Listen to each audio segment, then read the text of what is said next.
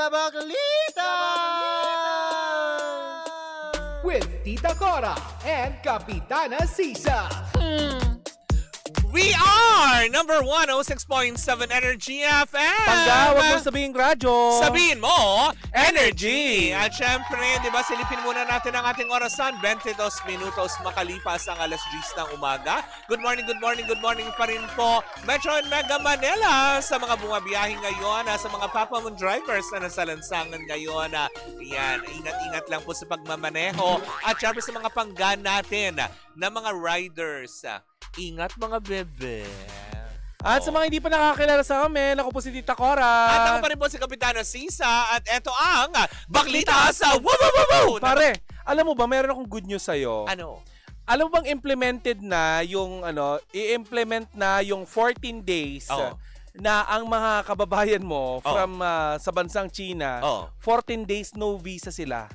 Dito sa Pilipinas pwede silang bumisita. Pumasok. Oo. Pero ang hindi ko maintindihan, bakit tayo dadami sa bansa na naman nila? Dadami na naman sila dito. Pinadeport ko na nga yung iba. Kaya ko to sinasabi sa'yo. Kasi para maihanda mo yung bahay ninyo. At least 14 days lang. Yes. Alis, diba, marami na naman akong aampunin. Visa free. Tapos kapag nag-strict na ulit sila, isa-isa ko na naman tuturo. Pera pa din. Pera pa din. Ang tawag doon ay ROI, Yes, Return of Investment. Ay! Pagpunta ko kila Sisa, tsahin mo yan, na ROI mo na. Hindi pa. Huwag ka ano pa ako. Nag-i-invest pa. Dapat pakainin mo muna ng pakainin. Gano'n. Mahal pa naman lang kumain, ate, no? Diba? Ano nakakaloka? Kasi kumakain sila ba yung kinakain nila? Correct, hindi ba? Ulitin ko lang din po ulit, ha. Bukas po ay magtuloy-tuloy po tayong, alam mo yung magkakitaan po tayo, Sabado, 17 and 18, Saturday and Sunday po yan, sa Plaza Independencia, dyan sa Cebu City, kung saan po magaganap ang isang malaking pagtitipon na kung saan nga naman makikisaya kasama ang Bingo Plus. Totoo ba ang ating nakikita sa ating mga TV screen, Mare? Oo. Na si Manny Pacman Pacquiao? Yes! Oh. Diba? Nakita mo na yung anak niyang konsehal sa Jensan? Sino? Yung kapatid ni Jimwell. Si Michael? Si Michael. Oo. Konsehal? Napakagwapo. Oo, konsehal siya doon. Ay, talaga? Napakagwapo, Mare. Nagpailong ata. Na nakakaloka. Well, wala namang masama na mag-enhance, diba, ng itsura. Wala din naman akong sinasabing masama. Pero napakagwapo. Gwapo naman na talaga sila eh. Lalo si Eman, diba? Oo. Si Eman Bacosa. Yes. Yung isang fighter. Ang takot pala nun sa personal, Mari. Talaga, nakita mo Oo, na. nakita ko na siya. Saan mo siya nakita? Somewhere out there. Basta. Ito naman tinatanong kung... Hindi ko na sasabihin. Parang akala mo na isisikreto. Hindi eh. Hindi ko na... Bakit mo isisikreto? Hindi kasi baka kasi alam mo yon, pumunta lang sila dito on a private siguro meeting. Nasa China ko lang naman. Hotel? Ha? Hotel? Hotel naman. Sinong kasama niya? Hindi kasi 'di ba alam ko yata parang pumirma siya yata ng kontrata with GMA. Sparkle. Oo, Sparkle 'di ba? Baka yun, yung mga panahon na nakita ko, sabi ko, ay, ang laki pala niyang mama, tapos 21 years old, may ilalaki pa ito. Diba? Ganon kagad yung inisip ko. Correct. 21 anyos may ilalaki pa ito. Diba, ng bongga. At tomorrow, Mare, ang pinakaabangan, January 17 and 18, gaganapin naman ang Hiraya Music Festival and Hot Air Balloon 2026 dyan sa Clark Global City Concert Grounds sa Pampanga, Mare. Oo. At namigay tayo ng napakaraming ticket sa loob ng linggong ito. Correct, hindi ba? Dalawa-dalawa lang tickets ang pinamimigay natin. Aba, sa sobrang pagka-generous at pagkasaya ng Hiraya, ay gagawin ng 5 kada winners ang mga tickets na inyong matatanggap simula pa nung Martes. Diba? Yung mga tumawag sa atin. Nako, Rom! May nag-message sa akin yan si Rom. Kakilala ko pala yan. Oo. Sabi niya, ma, sagad na ba yung dalawa? Baka pwede pandagdagan. Ayan, happy ka na. 5 na, ha? Diba? 5 tickets na ang inyong makatatanggap. Ayan, isa-send yan sa inyo via email. Kaya po hiningi namin ang inyong mga emails dahil isa-send po yung mga e-tickets po ninyo para nang sa gayon ay dire-diretso naman na ang pagpasok ninyo bukas at sa linggo sa Hiraya Festival yan nagaganapin sa Clark Global City, Pampanga. At Kuya Jason, mamaya na tayo mag-usap, ha? Oo. Labas na labas yung message mo. Correctamente. Oo. So ano na ang backlatest mo for today's video? Mare, pinangaralan nitong si John Sweet Lapus, Mare. Itong Sino? si Ricky Reyes. Kung matatandaan Si natin, Mother? Mare. Oh. Kung matatandaan natin, Mare, nung nakaraang taon, ay nagkaroon nga ng kontrobersiya. Oo. Itong si Rene Salud at saka itong si Mother Ricky, Oo. matapos silang pa-interview kay Tony Gonzaga Oo. sa vlog nitong Tony Tony Talks. Talks. Oo. Kung saan sinabi niya na kahit gilingin mo pa daw ang bakla, magiging bakla pa din, kundi maging baklang hamburger. Pati yan. Pero Mare ha, sa YouTube channel nitong si Mama Rene Saluda na PH Time. Tama ba? PH Time yung ano? Siyempre hindi yan PH, Keme. Hindi yung panghugas ng kinembular. Oo. Ng Pep Squad. Yes. Sa PH Time, Mare, na-interview nga ito. Oo. O na-interview niya dito, itong si John Sweet Lapus, kung saan mariing sinabi ni John Sweet Lapus na kung hindi ka rin lang naman maging mabait sa sasabihin mo, what if itiko mo na lang yung bibig mo? Lalo sa kapwa mo din na miyembro ng Yes. LGBT, diba? Ngayon, Mare, nabuhay na naman yung internalized homophobic. Oo, kung tawagin natin. Kasi, Mare, ito yung klase ng homophobia na nangyayari sa kapwa mo, Becky, sa loob ng iyong community. Maraming ganyan, yung mga lumang bading na ang tingin daw nila dun sa mga trans women ay bakla pa rin.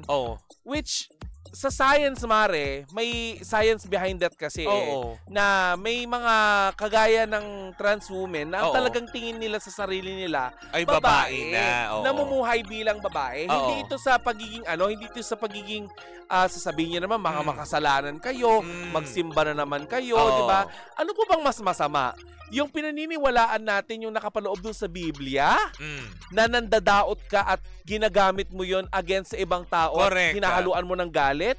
O yun nagpapahayag ng kanilang mga karapatan bilang tao at nagpapamudmud ng pagmamahal. Wala naman kasing masama kung sakali naman din gustuhin nila kung ano yung maging gusto nilang kasarian, hindi ba?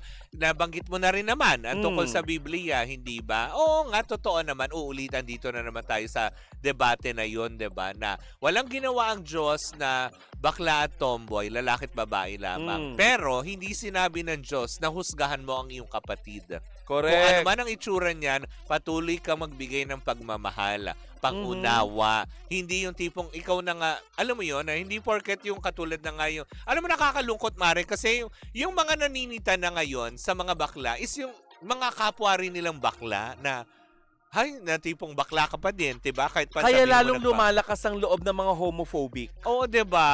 Diba? Teka lang sandali, hindi ba dapat tayo yung nagpoprotektahan sa isa't isa? At saka ano bang ginagawa sa inyo ng mga bakla? Diba? Diba kapag lalapit kayo sa bakla, pag may hiniling kayo sa bakla, binibigay naman sa inyo. Diba?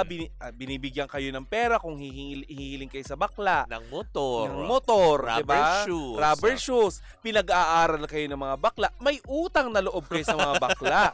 Hindi nyo alam, pinamumunuan din kayo ng di ba? Oo. Di ba, ng mga ganon. Pag sinabi mo magpainom ka naman, di ba? Alika, dali. Oo. Di ba? At pulutan nyo pa, hindi lang mga lumpia-lumpia crackers. Kung mainit hindi, lechon manok. Correct. Mainit ang pinag-uusapan ngayon, ang LGBTQIA+, lalo na nito nag-post itong si Senator Amy Marcos ng parang ewan ko kung pang-aasar ba? Oo, pagtawag na. Bakit? Kasi Mare, ang dating sa ibang tao lalo na sa mga member ng LGBTQ. Hindi naman lahat, pero may mga, ang dating sa kanila nung bading, ganun si diba si Senator Amy, babaeng bakla yan? Oo nga, kaya hindi ina-expect ng mga tao na kay Senator Amy Marcos nang gagaling yung pangmamak niya sa isang politiko. Na bading. Oo, which is nagsalita na din si Senator Ping Lacson tungkol dito. Sinabi nga ni Senator Ping Lacson, straight siya. Sinabi din ni Senator Ping Lacson na hindi siya retokada at hindi po pustiso ang kanyang ngipin. Hindi kasi baka naman namali lang yung interpretasyon. Oo, kasi 'di ba usually pag ang lalaking matalak kasi, kahit pa sabihin mo straight yan, di ba usually ang tawag ng ibang mga babae dyan, para kang bakla, talak ka ng talak. Pero Diba? hindi naman lahat kasi ng bakla matalak. Sa bagay. Oo. May mga bakla ngayon na tahimik lang Sa din. umpisa. Oo. Pero wag nyo kaming pilitin. Pero Mare, eto balik tayo doon sa pagtawag ni Senator Amy Marcos ng bakla kay kung hindi naman niya directly sinabi kay Senator Ping Lacson, parang bakit kaya ginagamit yung bakla para nang sa ganun ay mang-mock ng ano? Less ka ba kapag bakla ka? Hindi. Kabawasan ba sa pagiging ang pagiging bakla? Hindi. So bakit ganon?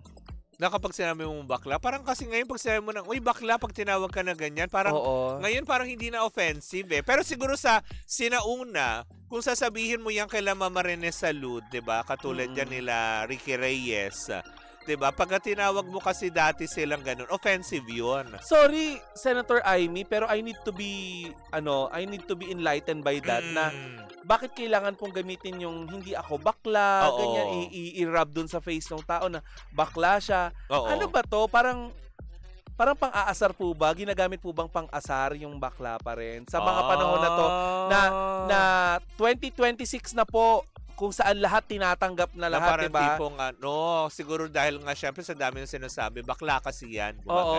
Bakit po ganon? Ginagamit pa rin pang asar yun. Di ba dapat maging masaya tayo kasi yung mga dati na hindi talaga normal sa paningin ng iba, nanonormalize na. Hindi sa pagbitaw ng salita, baka kasi alam mo yun, siguro kung yung pagkakasabi, bakla ka ba? Ba't ang talak mo? Baka iba kasi. Hindi diba? Ang post niya kasi is parang parang pagpaparinig or whatsoever. Parang ang dating tuloy sa ibang bakla na, ano naman kung bakla siya? Less ba siya? Kung kung totoo, diba? Oo. Pero dahil nga sa ito ay sabi mo nga, diba? I need to be enlightened po. Kasi member po ako ng LGBTQIA+ community. And sorry kay Juliana pero kasi, 'di ba? Member ka din niya. Kasama niya mismo dun sa mga video na inilalabas. Na hindi man lang din niya. Kumbaga, umalma siya doon na, oops, teka, sandali. Well, I understand Juliana naman kasi syempre, 'di ba? Wala naman din siyang masyadong. May racket ba si Juliana? Wala naman yata ako nakikitang pelikula niya. Wala rin naman TV show. So, kailangan niya siguro talaga 'yon. Pero, diba? Siyempre, i-consider natin na nasa community ka. Pero eto na, mabalik tayo kay John Lapus. Anong sinabi niya kay Mama Ricky? Hindi. Nilinaw niya lang, Mare, yung hindi nila pagkakaintindihan ni Mama Ricky Reyes no nagkaroon ng hindi magandang mga mensahe. Ako personally, sasabihin ko hindi talaga maganda na ibinaba mo yung kapwa mo bading.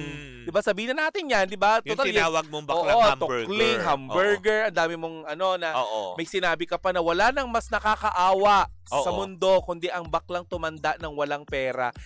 Nakakaawa po, sa totoo lang, ang baklang walang pera. Pero hindi nakakaawa. Dahil mas marami pa tayong kababayan na nakakaawa talaga. Kasi alam nyo yun, hindi lang dahil sa bakla, Mare ha. Ito lang ang sasabihin ko, hindi lang dahil sa baklang mahirap, baklang kahit naman sinong tao, kapag ikaw ay namumuhay ng mahirap ka pa wala ka naman din ginagawa sa sarili mo para umasenso, kasalanan mo na yun. Hindi kasalanan ng ibang tao, hindi rin kasalanan ng tomboy, ng bakla, ng lalaki o ng babae. Kung hindi kasalanan niya ng sarili mo. Kasi ibig sabihin, hindi ka nagsusumika para umahon ka dyan sa sitwasyon na yan. Oo. Diba? Correct. At saka, stop using the word bakla bilang less. Nakakaawang bakla, 'di ba? Baklang ganito. Hindi less ang pagiging bakla. Masama lang ang pagiging bakla kapag yung bakla gumagawa ng ikasasama niya. Tama, 'di ba? Diba? Kung talagang gumagawa naman siya para umangat at umasenso ang buhay niya, 'di ba? Maraming mga 'di ba? Respetado na sobrang successful na mga bading ngayon na tinitingala ng lahat. Hindi, ito na lang, Mare. Kagaya ng sinabi ko kanina, may mga hindi normal nung araw na ngayon ay nanonormalize na at tinatanggap na kasi mas niyakap natin ang pagbabago. Kagaya na lamang ng pagboto. Ang mga kababaihan kabataan-kababaihan nung araw, hindi sila allowed bumoto. Oo, diba? Diba?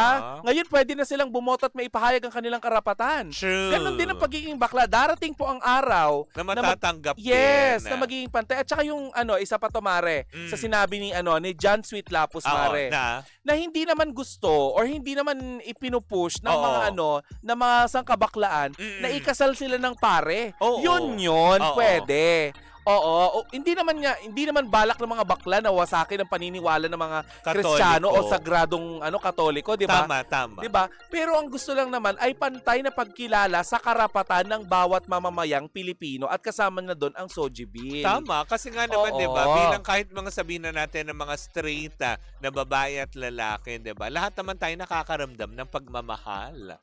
Bakit hindi rin naman sana, alam mo yun, maging equal na lang din? Kasi sa bagay, mahabang deliberasyon kasi yan.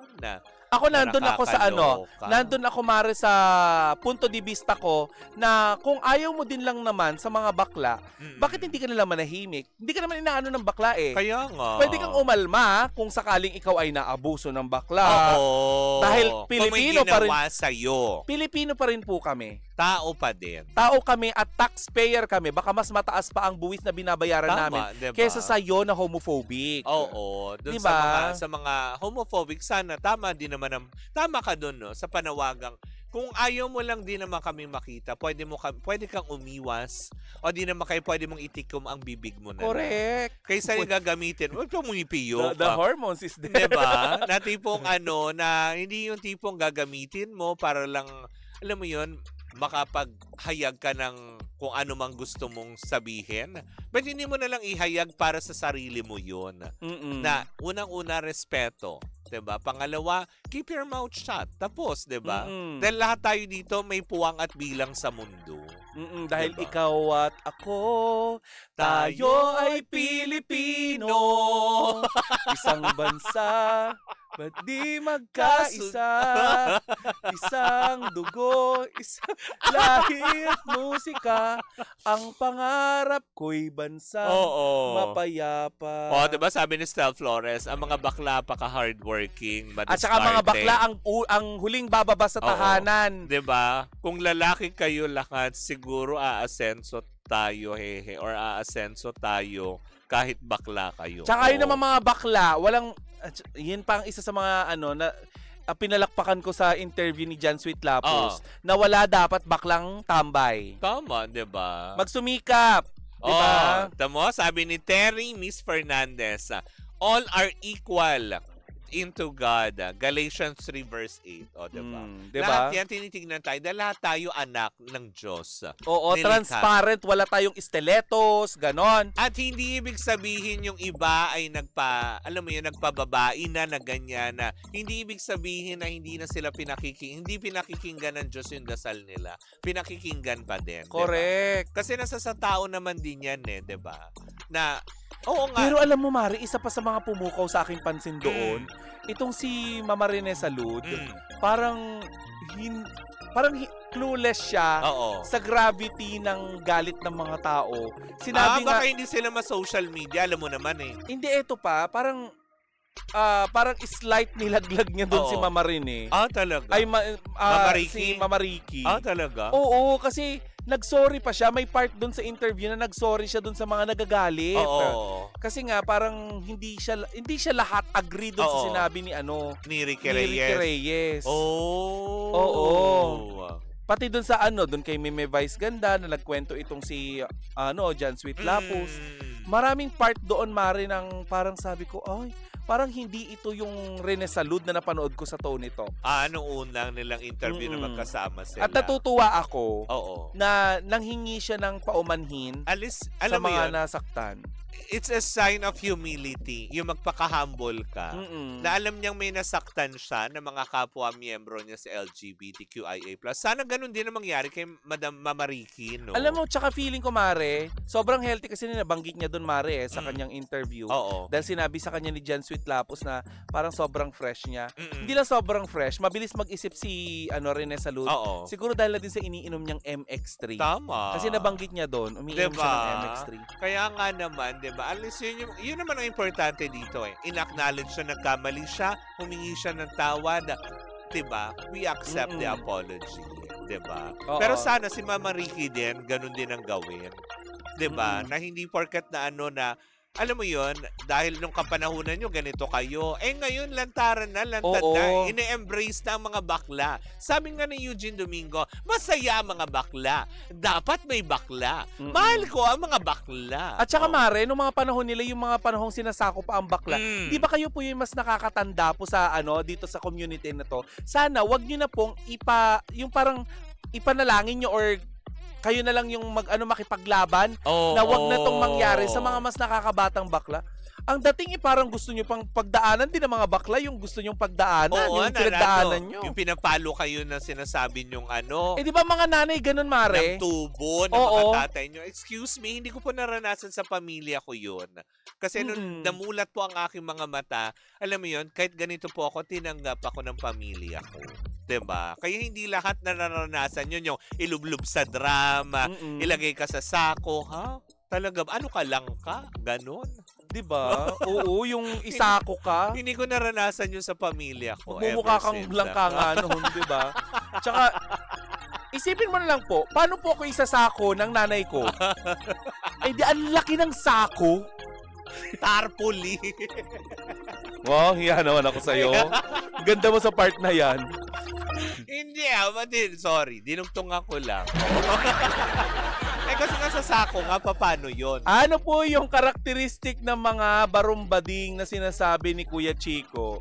Barumbado. Oo, yung mga barumbadong badinga. Oo. Yung nakikipagsapakan. Ano ba yung word na barumbado? Is that bad?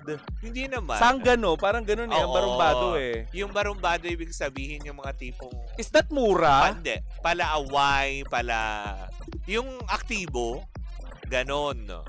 Oh, diba? akti- Barumbado, the word itself, barumbado. Paladabog. So, ibig sabihin parang tipong pala-away. Bargas. Oo. Parang ganon. Na nakakalo. So, barumbadong bading. Barumbading. Yung nakikipagsuntukan sa kalye, di ba? Oo, pero bading. Oo. Oh, Diba? akala ko Ano? Hindi. Di pang radyo. No. Oo. Know Ayan when to na. stop. Tama. Sabi nga ng game zone, pag di na maganda, pause na muna. Oo. Ha, barumbading sabi. Ay, Ayan ang nako. pangalan kanina nung binabati natin from Si Australia. Amber. Ayan, hi Amber! Amber, Nakatutok hello kayo sa atin sa'yo. dyan sa Australia. War freak Isak. Charot. Oh, 'di ba? War freak, isako, charot, ubo, ganon.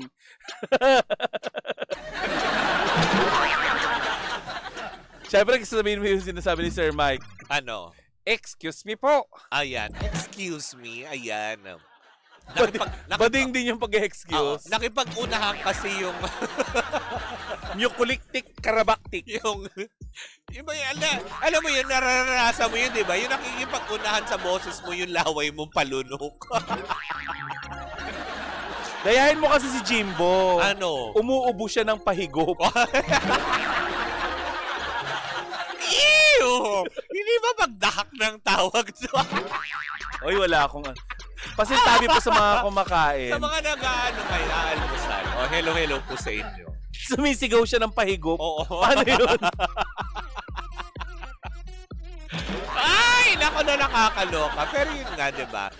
Di ba, bago tayo tuluyan magpaalam, di ba, yun lang naman. Siguro ang message dito is, matutunan na sana nating irespeto yung kapwa nating tao. Kung Yes. ayaw nyo tanggapin sila bilang sila ay nagpakababae na, nagpalit na ng kanilang kasarian dahil sila ay naniniwala Mm-mm. na sila ay babae. Kung yung mga tomboy na babae na gusto Mga nila mami. maging mga lalaki, di ba? Irespeto na lang po natin. Kasi 'di ba, gaya ko ng sinabi ko kanina, lahat po tayo ay may bilang dito sa mundo. Correct. 'Di ba? Kasi kung kayo ayaw niyo sa mga bakla, wag po kayo lumabas ng bahay niyo, diyan na lang kayo. Para kayo nagtampo sa bigas. 'Di ba? Alam niyo naman, pag may bakla, masaya. Mm-mm. Masaya ang mga bakla. Dahil ang mga bakla ay parang lugaw. Oo, dahil May jet lag. may lato-lato. Anyways, ayan na. Anyways, mga bangga, maraming salamat po sa inyong pagantabay. Happy weekend, mga Happy pangga. weekend sa lahat. Muli po inimbitahan namin ang lahat ng ating mga pangga. Bukas po, ayan na. kung may oras po kayo, ayan, hanggang gabi po yan dyan sa may Clark Global City, Pampanga. Magaganap po ang ating Hiraya Festival and Hot Air Balloon 2026 yan. At syempre sa mga taga-Sugbo, hello po, ayan, bukas naman po sa Plaza Independencia para sa isang masayang concert night na ihatid ng Bingo Plaza at mga papremyo na ipamimigay sa mga a-attend. Uy, si Ina Evans nanonood sa atin ngayon. Si Ina Evans. Hi, Ina. Ina, ano na? Ano nangyari Ina, ano sa nangyari doon sa ano? Ba't nawalay? Baka tumawa dyan si Anjo Diba? Iliana.